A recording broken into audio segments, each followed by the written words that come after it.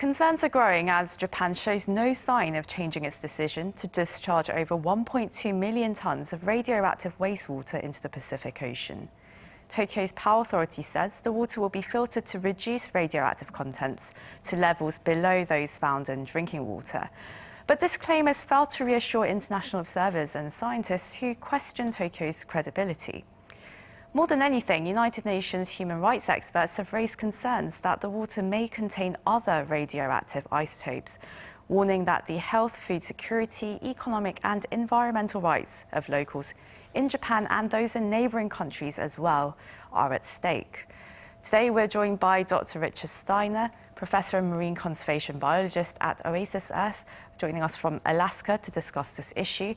We also connect with Dr. Ramon Pacheco-Pardo, Career Chair at Brussels School of Governance at the Freedom University of Brussels and Associate Professor of International Relations at King's College London. Very warm welcome to you both. And well, let's dive straight into the issue, beginning with you, Dr. Steiner. Now, back in 1993, we might all remember when Japan was very much outraged when a Russian naval ship dumped hundreds of tons of low-level nuclear waste into the sea. And that was a few hundred tons, but Japan today is looking to dump 1.25 million tons of wastewater into the Pacific Ocean. Now, the situation might be different, but how far do you expect the water to spread, and how will it impact the ocean's ecosystems? First of all, let me say that the Fukushima discharge plan is a spectacularly bad idea in my professional judgment, for a number of reasons. One, it poses risk to North Pacific marine ecosystems. Secondly, it's unnecessary. There are realistic, reasonable alternatives to prevent it. Thirdly, it's likely to be illegal in international law. And lastly, it's extremely unethical and almost immoral to be continuing to dump hazardous industrial waste into the one global ocean these days. The marine dispersion will take place pretty much as the dispersion took place 10 years ago from the Fukushima, the initial disaster. It will spread east across the North Pacific on the Kuroshio and then the North Pacific Current, reaching the coast of North America and North American waters in about 2 to 3 years. Some of this will rain out with contacting sediment and clay particles to the seabed, but most of it will stay in the upper waters and circulate back, some down to Washington, Oregon, and California. Some will split and come north past Canada and to my home in Alaska, and then circulate back to the Bering Sea and to the Arctic Ocean, and ultimately back to Japan and Korea and China. The impact, it will have ecological impacts. We know that. It will be absorbed into organisms. Some of this stuff has a half-life of millions of years. But the real question is, this depends on exactly what's in the water that they release. We really don't know at this point. They contend it's little risk. We contend this is not true. Their water treatment system simply isn't up to the job. They already have to retreat most of the water that they've already run through their treatment system. But finally, the big picture here is that ocean ecosystems are in catastrophic decline over the last 50 years. And cumulative impact on the oceans, including climate change and acidification, overfishing, persistent organic pollutants, plastic debris, oil spills, and industrial waste. And now this will add on top of it. We have to develop a new paradigm where we're trying to restore ocean ecosystems instead of continuing to damage them like this. So it's a bad idea. So really it's not just a regional problem, but one that's going to really stretch out over the ocean, past the ocean to the United States as well. But for now, while neighbouring countries have been protesting very strongly against this, and Dr. Pacheco-Pardo, it seems quite clear at this point that diplomacy with its neighbours isn't really a priority for Tokyo right now. So what do you think was the motivation for really announcing this decision to discharge radioactive wastewater at this point? Do you see any underlying political motives behind this? Well, from what we have seen, it seems that the economic costs of doing this, the direct economic costs, not the indirect economic costs of doing this, are lower than any of the other potential alternatives. So there is that component. there is also the fact that within Japan there has been a long discussion about what to do with this waste, and at some point the Japanese government had to take a decision, and now it seems to have the backing of the United States, and since it has the backing of the United States, it has decided to move along. I would also add another point, that the political cost for Japan at the international level seems not to be very high. There have been protests from Taiwan, from Korea, both Koreas, and from China.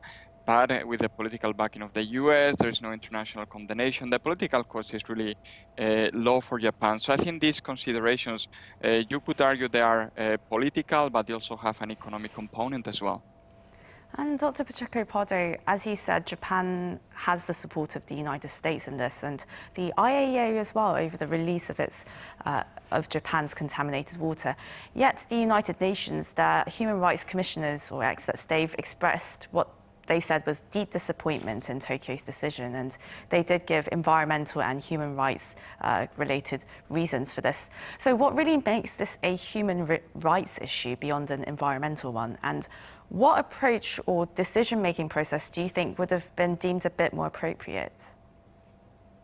Well, I guess obviously the right to health to begin with, which is a basic human right, and this has been threatened, right, by the going to make its way into the chain. So the health of people in the United States, as we had before, but obviously also in Korea, in China, in Japan itself, is going to be at risk. There's environmental risks that was mentioned before as well at the beginning of the interview that we're having today. So I think those are quite clear. I would also add that there is an economic human right consideration here, because obviously Japanese fishermen, who, let's not forget, are the ones that have been protesting the most against this move by the Japanese government, knows that there are going to be bans on the export of Japanese foodstuff to Korea, to China, probably to Taiwan as well, and to other parts of the world. So the economic rights of fishermen in Japan are also going to suffer, and of course the potential economic rights of fishermen from Korea, from Taiwan, from China as well. Of course, Korea, China are discussing taking the case to the International Tribunal for the Law of the Sea. But this would take a long time for any decision to be taken by the tribunal.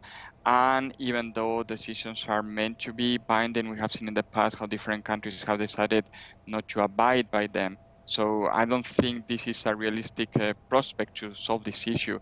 I think diplomacy probably is the way to go. But then, if the US is back in Japan, it might be difficult to convince the Japanese government to consider changing its decision.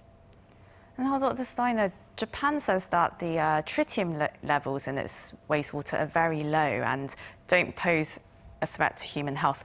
But what happens when the tritium binds to other molecules? Do current guidelines really reflect the nuclide's true risk?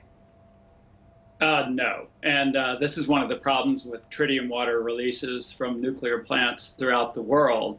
There's some 500 nuclear plants, or 450 or so. The science is evolving on tritium toxicity, and one thing the Japanese government and TEPCO habitually omit is the notion of organically bound tritium. When tritium becomes incorporated into living tissues, then it can become a problem, even at low doses.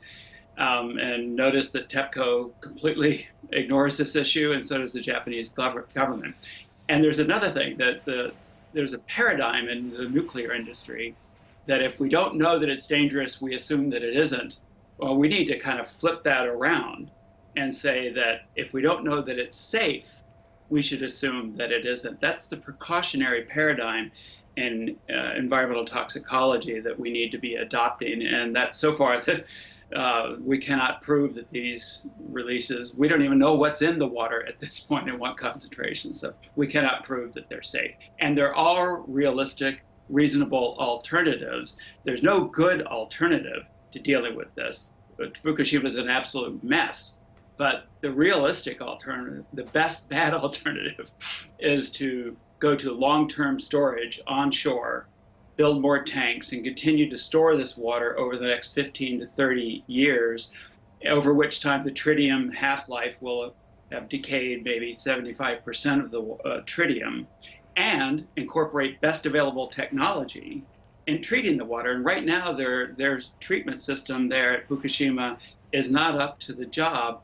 They need to begin incorporating best available technology, including ion exchange systems and detritiation systems used here in the United States. So, and then they also need an international scientific and technical commission to oversee, as an independent body, to oversee the Fukushima cleanup. Right now, the International Atomic Energy Agency really isn't trusted as an independent arbiter in this issue, and certainly Japan and TEPCO are not. So we need an independent scientific body to oversee this extraordinary mess that's going to be going on for the rest of this century at Fukushima.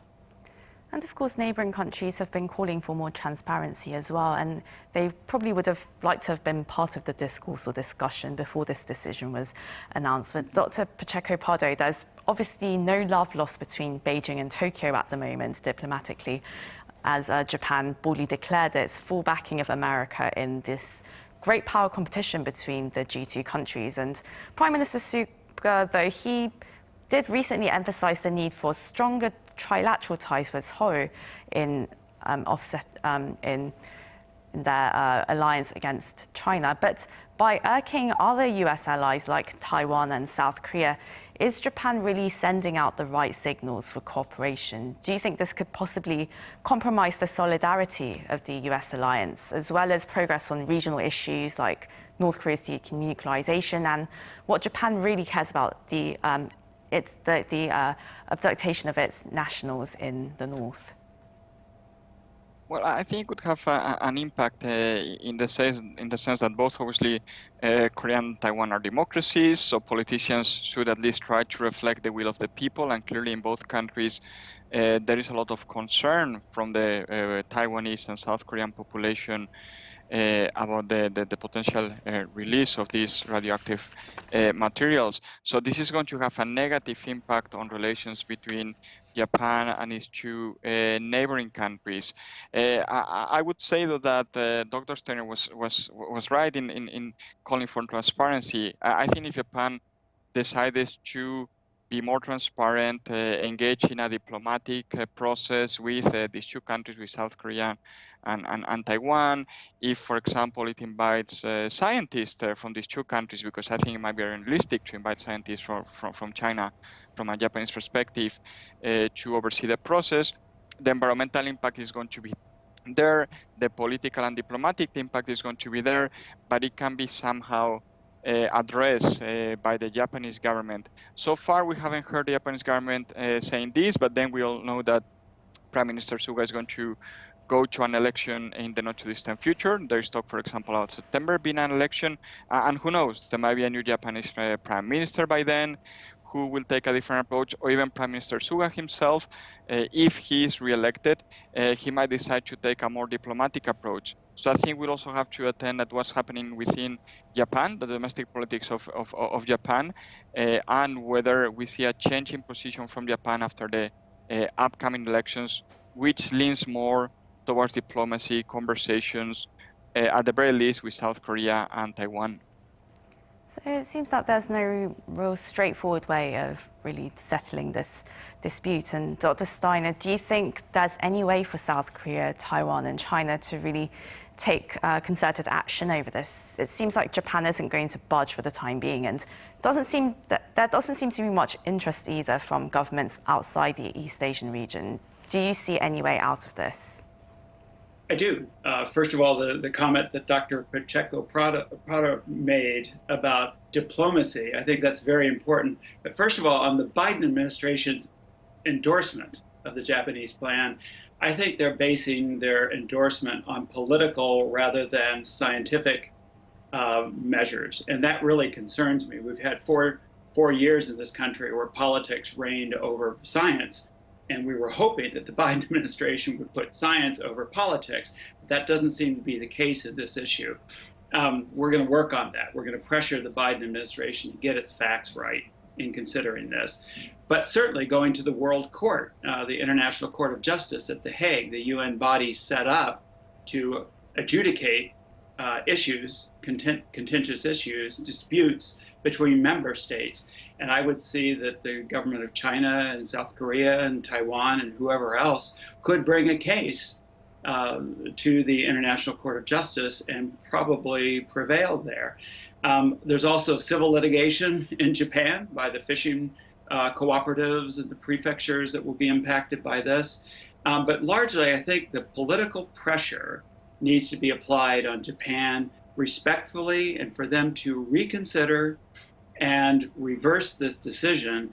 And they're going to need a lot of external financial help. This Fukushima cleanup will cost hundreds of billions of dollars over the next several decades. They need financial assistance, they need international technological assistance, and they need political pressure to make them make the right decision, help them make the right decision. So I do think, it's a year or two before they're going to actually start discharging this.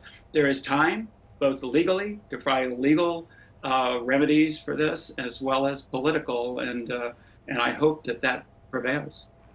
Yes, hopefully it will lean towards cutting the impact rather than the costs. And well, we're out of time today, so this is where we're going to have to conclude the interview. That was Dr. Richard Steiner, Professor and Marine Conservation Biologist at Oasis Earth, and Dr. Ramon Pacheco-Pardo, Professor of International Relations at King's College London. Thank you both so much for your time. Thank you, Soo-Young. Thank you. And to our viewers, as always, thank you for watching.